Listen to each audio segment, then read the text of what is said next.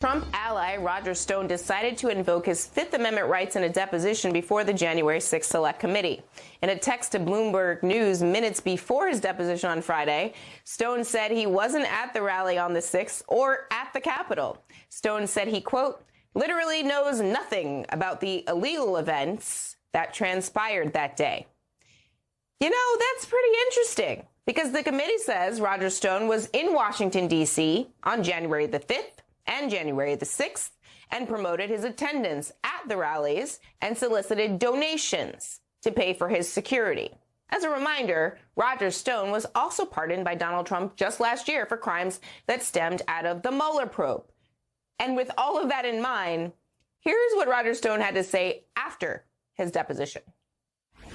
I did invoke my Fifth Amendment rights to every question, not because I have done anything wrong, but because I am fully aware of the House Democrats' long history of fabricating perjury charges on the basis of comments that are innocuous, immaterial, or irrelevant.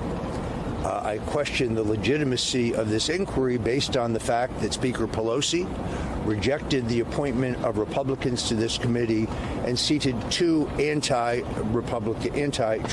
Republicans. This is Witch Hunt 3.0. It was cute how he had to sort of caveat it because there are Republicans on this committee. Joining me now is Barbara McQuade. She's a former U.S. attorney and a professor at the University of Michigan Law School, also an NBC News legal analyst. So, Barbara, given Roger Stone's history, did you think he was going to say anything? Did you think he was going to walk in today and cooperate?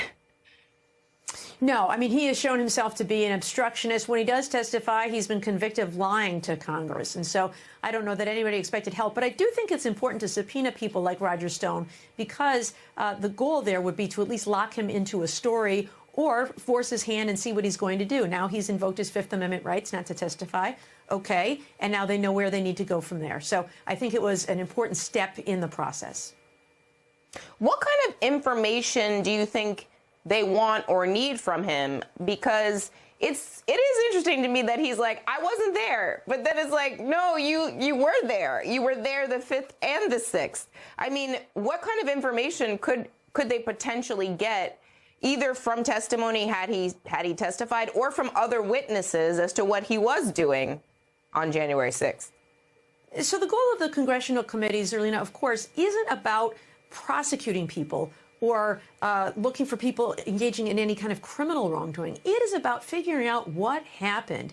Are there gaps in the law that need to be filled? You know, much like the 9/11 Commission report, I imagine that the goal is to do the fact-finding necessary to issue a similar report at the end of all of this. And if there are criminal charges that become apparent, to share that with the Justice Department for any criminal prosecution. But that's an afterthought compared to what is the goal and the mission here. And there is information that Roger Stone was at the Trump International Hotel on January 5th, that he was involved in some of the planning of the protests the next day, that he did hire some of the same people who were arrested on January 6th to provide him with personal security on January the 5th. So he seems like he is somebody who was involved in all of this planning and could share some of that information with Congress that they need to figure out what happened here. It seems like he's always in the mix. You know, the Netflix documentary calls him the Forrest Gump of American politics for a reason. Except for, he's not at the cool stuff. He's at a lot of the bad stuff, like Watergate, stuff like that. So some of the other Donald Trump allies, like DOJ official Jeffrey Clark, former official, and conservative lawyer John Eastman, those two folks have come up. They've also said they're going to plead the Fifth. What does that mean for the investigation if a lot of these key witnesses are not going to say anything? Well, a couple of things, Zerlina. So one, Roger Stone says, I'm pleading the Fifth, but I haven't done anything wrong. And so you can only plead the Fifth if you have a well-grounded fear of criminal prosecution. And so it could be that the committee makes him go to court and have a judge make a finding that there is that well-grounded fear of prosecution. That being said, I will say most often judges do respect a defendant's invocation of the Fifth Amendment because it is a right that all of us enjoy. And so at that point, the committee is going to have to make a decision.